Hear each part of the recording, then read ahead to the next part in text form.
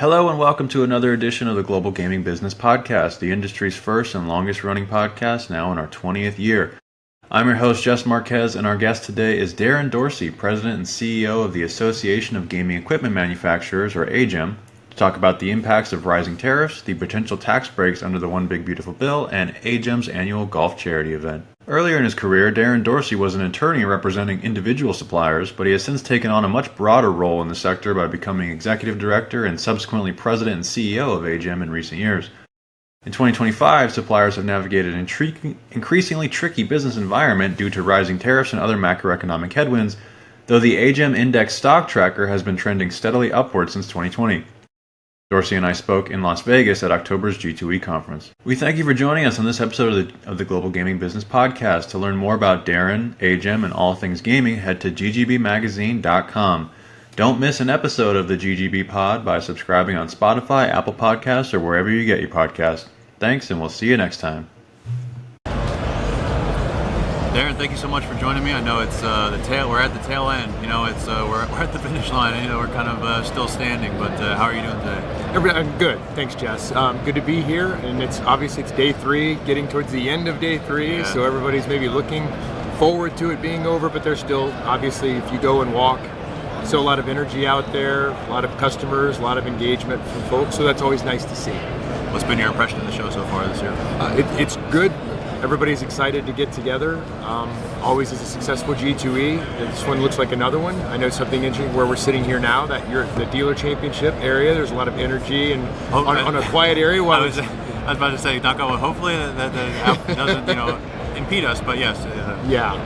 But I know that there was also some really good content on the education, and some of that conference program is good because there's a lot of issues affecting gaming that people like talking about. So you are, what are you, about 5 years now at the head of AGEM? Or 3. About 3? 3, okay. Starting year 4, yes. And came from Ainsworth, correct? That's correct. So, for anyone, and this is just, a general question, obviously. So, from anyone who may be not familiar, what is AGEM? What is your guys' mission? Kind of what are you guys all about? Okay, yeah, AGEM is the acronym for the Association of Gaming and Equipment Manufacturers. It is the trade association for the global gaming supplier community. That is the large manufacturers that you see up and down with the brand names, IGT, L&W, Aristocrat, but also smaller suppliers, Incredible Technologies, those companies. Then you also have the suppliers to the suppliers, because those devices, if you go up and down this floor, you see that a gaming device or a gaming product or a gaming service, there's suppliers to suppliers, and those members, companies are all members within the AGEM community as well. As a mission, our job is to be there to, whether it's engagement amongst the supplier community on common issues, advocacy, regulatory outreach.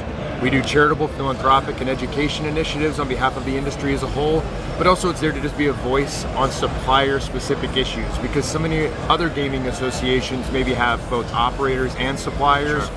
We are the B2B, so the supplier side, and that's our mission, to help them and foster an environment where they can, whether that's communicate with regulatory authorities, communicate with the public, advocate for issues that are common to all those supplier companies, no matter if they're located in North America, Latin America, Europe, Australia, Asia, but that's our mission. And it's funny, and I think you're spot on about the supplier world goes much farther beyond than just slot machines and table games. I like to walk through every show floor that I go through, and it is funny to me. I chuckle to myself sometimes when I'm looking at chairs and bill counters and everything that you may not think that goes into a gigantic enterprise as we're sitting in now, but it's very true. Everybody needs things, right? Everybody, and if you look, and there's something in that gaming and hospitality environment, and that's even, we're talking about physical things, there's also software, Sure. there's systems, there's floor management, there's cash, there's how you run your back of house. Those are also gaming supplier companies that provide services to the gaming industry as a whole. So what's it been like for someone like yourself from going from these individual companies to now more of a industry-wide, you represent the industry as a whole? What's kind of been that like to broaden your scope a little bit? It's been enjoyable because to put simply, is I get to advocate or speak for everyone generally, rather than maybe one particular company with one specific set of issues. And also there's not as much times where sometimes I'm a lawyer by trade and I was a general counsel at companies, and you might be in a more adversarial position based on contractual or intellectual property or competitive issues. As we've seen recently. Yes, it's part of the ecosystem. So I get to enjoy it because I think I get to, and more important to that, Jess, is that I like this industry. I enjoy being part of it, so I get to go advocate and go do things and speak on behalf and represent an industry and people and companies that I enjoy being around. So it's really a pleasure to be able to do it. So let's touch on that a little bit more in terms of like some of the uncomfortable conversations, right? Because even though you share a camaraderie, obviously, as like, you know, kind of brothers in arms in terms of the supplier world, you're also competitors, right? And we've seen, like, obviously sometimes stuff boils over into the courts and stuff like that. So like, you as a kind of a industry-wide head, how do you kind of like make sure that everyone gets along and, you know, keeps civil?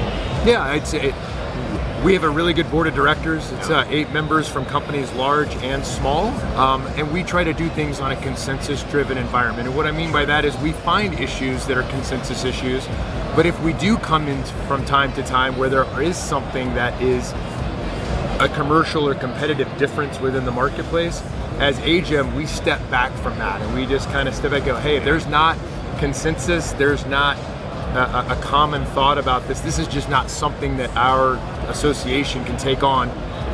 Perhaps they'll have to work through that in the marketplace, and that will work itself through. But I think that's part of my job, is to try to help navigate those issues as best as possible. That's kind of how we do so. We don't take something on unless there's common consensus about what the issue is, number one, and then also that it helps or assists or it speaks to an issue it's not beneficial for one company, it's beneficial for all involved, and then what those companies wish to, how they succeed or growth or whatever those are in the marketplace. That's what the commercial marketplace is there to do. A competition amongst them all, but what are things that I can do and our AGEM board of directors can find that help everybody or speak to everybody, or give a common approach where if we're taking something, we're telling a legislator or a regulator or the press, these are issues for our industry, but these are common to all of our companies, not one specific company. And so that's kind of how we try to take that on. Sure.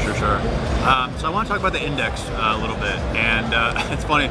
Of course, I would write down, you know, the August results, and then Paul sends me the September results like 5 minutes before I get here. But so I had written down August, which was up 5% month over month and 32% year over year. I think September, I don't want to be wrong, but it's like in the low single digits. I believe that's right. Yeah, we just got compiled by our friends at Applied Analysis. Yeah. So again, just kind of generally speaking, like.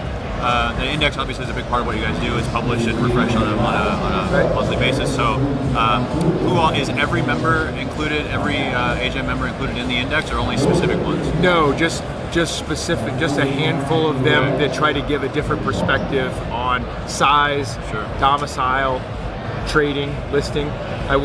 One interesting thing it is we're seeing fewer and fewer of the AGEM member companies being publicly traded.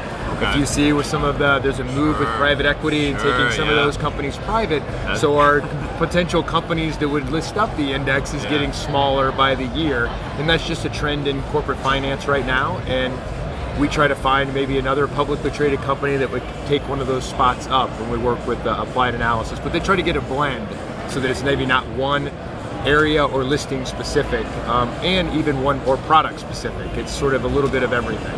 That's interesting. That's funny. You know, around the corner at the IGSA, Mark, he was talking to I was talking to him yesterday. And he had a very similar thing. He was like, you know, M&A and corporate finance. You know, it affects us. It affects our membership, like in so much as obviously it's interesting. Yeah, it does. So that's interesting. How many members are in the index? Is it 12 or 10? I think it's about 10 to 12. I think if I remember. And we just had 2 of them.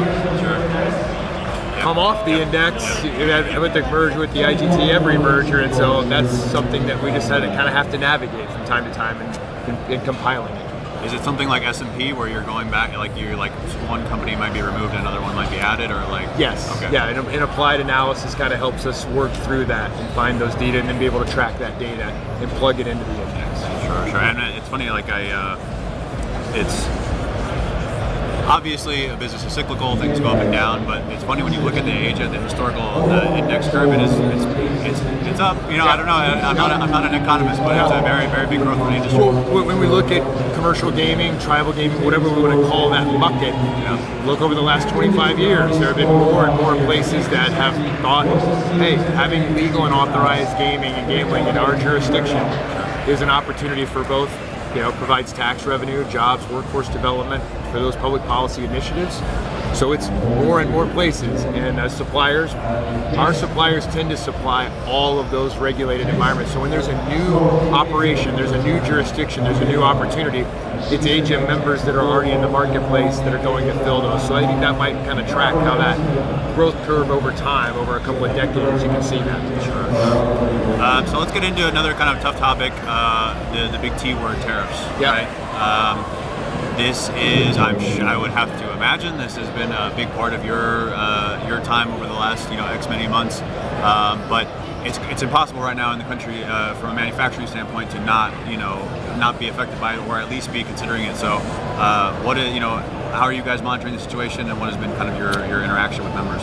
The interaction with members have been, there is no one with a silver bullet magic solution, and they are managing this on a day-by-day, week-by-week basis rather than a month-by-month or year-by-year basis, because it continues to be disruptive and uncertain, and there might be a new deal announced depending. And then also that it doesn't necessarily matter. All companies are treated a little bit differently because they may be supplying and procuring their products in a different supply chain, coming from crossing different borders. They may have certain functions of manufacturing assembly, maybe taking in one country and then it's crossing another border, or it's maybe being manufactured within the U.S. So all those supply chain issues and your procurement to put things together, but then you might be then exporting that back to another place for commercial purposes, and then you're hitting the retaliatory piece on the other side of it for your pricing. So it's consistent with everyone. The answer is nobody has a silver bullet, we've got this worked out. What we've tried to do at AGM is at least keep the conversation alive. And we've worked with some of our associate members that have experts and put on some events from time to time and give them, here's the overview of all of the deals right now. Our friends at KPMG have put on a couple of events with us, and it's good to just sort of share that information out there. What I can say is also in the longer term, we're just not, when I say we, the supplier sector as a whole, the hard part of it is that we're not thinking 6 months, 9 months, 12 months down the road, 18 months. And what is the long-term effect from that? It's unclear. And no one necessarily knows when this will become more stable and stasis and consistent. It will come. The predictability and the timeline will become there. It will. We just don't know when that is and what that's going to be. So the other thing I would add, which is maybe different than the average consumer doesn't realize, if you're putting together a gaming product and you're manufacturing a slot machine, or you're manufacturing a table game or whatever, you don't just go buy the component parts for that in 1 week. So they may have bought the supplies for these and are storing them in their warehouse. They're on their books, on their balance sheets for 6 months at a time, expended that cash 6 months ago, and it has a differential time on when you can actually commercialize it. And then when do you repurchase stock for what those orders might be 6 months from now, 12 months from now. It's a very long lead time to procure those component parts, and also it's a long manufacturing district commercializing that process. So the longer that gets, the more uncertainty there is. Well, and I remember talking to people like coming out of COVID in 22 and 23, and them talking about the supply chain impacts that had, and some of those still have not necessarily been resolved, in the sense of like they just had to make strategic changes, or we have to procure different items. So, so those are still ongoing, and now you have this on top of it. But and I would add to that point too. It's a really good point. Is that's the other item today is, even if there is a solution or a mitigation strategy that you can find, which everyone is doing them, they're also not looking at that to be a long-term solution. So no one is making any long-term strategic decisions on how to address it, because it might change again 4 months from now. And then that might have to undo something that you do today. So people aren't making any long-term decisions on that issue. And I think that's a similar outcome from the pandemic items as well, is you just didn't know when something was going to maybe become more certain. And that's the world that they're living in right now on a day-to-day, week-to-week basis. From a business perspective, is it one of those situations where, like, is it really one of those situations where, like, the impacts of this are being felt immediately in the sense of, like, costs are up right now, or is it more of like a worrying thing that may not impact businesses in the immediate term, but obviously will longer term? Like, is it like where do you stand on that? Is it it's a little bit different for everyone. Yeah. Some may be looking at right in that front view mirror, or front view glass when you're looking down the road. Someone else might have, hey, we made a procurement logistics decision in 2024, and here's what we did, and now, hey, we're in good shape because of this right now, but we haven't made this strategic for 26 yet, and now where is that going to be? I also know that the mood consistently amongst our companies is they're trying to do everything they can to not maybe impact long-term pricing, those things, but it's getting more difficult, and some are having to just simply do so and pass those on to their casino partners, customers, and that's going to have to work itself through in the marketplace. Sure, and as can be said for a great many number of things in today's world, we'll have to monitor it. We'll have to keep an eye on it. So another thing that's obviously affected everybody and the businesses as well, but the One Big Beautiful Bill, right? Yeah. So obviously from like the headline grabby media thing obviously has been like the loss deduction for players, obviously, which generates a lot of debate and everything like that. But I'm interested because I've also heard companies say that, well, there could be tax incentives for us, or there's benefits for us. But so what kind of conversations have you had around those, or? The longer term is, what the long term, is that going to change a strategic decision on, if there's R&D and some good things in those bills that for long-term infrastructure and things that for US-based companies, or maybe moving or opening up or standing up something, there's something to look at. Yeah. The harder part that tempers it is that stuff we were just talking about is, well, but by doing so, does that inadvertently create a additional cost, or how long is this, where is this going to ultimately end up for us as a company a couple of years from now? So we're tempering that.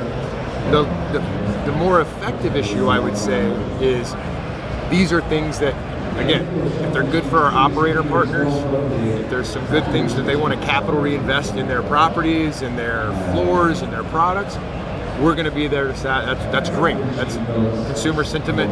Our consumers, they're wanting to buy more, procure more, because they have a basis to do so in BBB. The more difficult thing is some other component parts. If you look at some technical items, is and I'm sure there are many. It's like 900 pages. Right. But even when it affects some of gaming, and I know another top headline one is the change from the withholding number and whatever we'd say, the W2G or that. That's good. That's a migration. I know that the industry, the AGA, has been pushing that for a long period of time. It changed that number, and it's gone up. There's still some rules that have to be promulgated, and we're in a government shutdown right now, and it's a long time before any of that process gets worked out. But what I can say, the friction that the suppliers have to deal with is it's not just creating the change software, making sure things adapt to those. There's other incidental changes where they maybe have not changed. You might have some state regulations or some state requirements that did not change, even though the federal number changed. Yeah. They might have them matched up for a particular reason in a hard-coded number. That's hard. The second one is we have to take a solution, but it has to be approved, deployed in hundreds of jurisdictions across the United States, and that's not an easy task.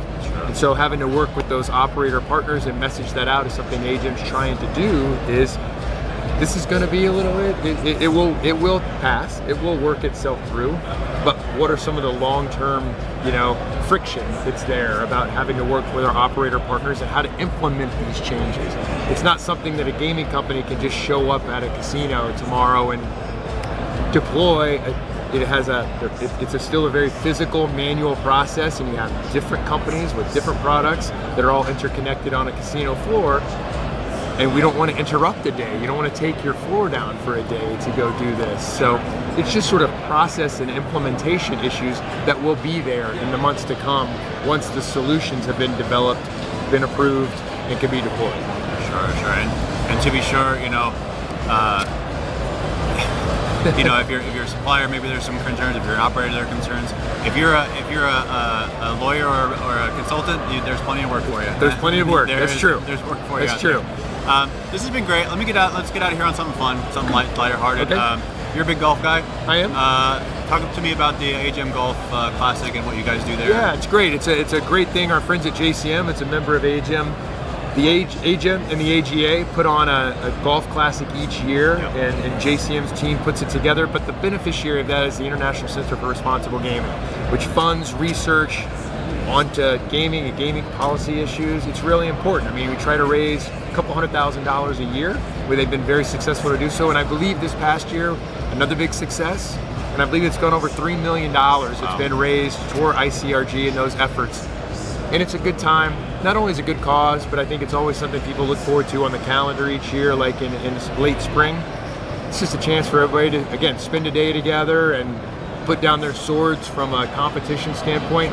Work all suppliers, a lot of operators do that, and it's a fun thing to do, and it's a worthy cause, and we're really so proud. I can speak with Bill and the entire AGA team. We really love doing it. We're going to be continuing to do that, but we want to thank JCM for all their efforts, and I know I'm on the ICRG board of directors, and that money is there, and it's critical, and it funds things that are crucial to our issues in our industry today, tomorrow, and the years ahead.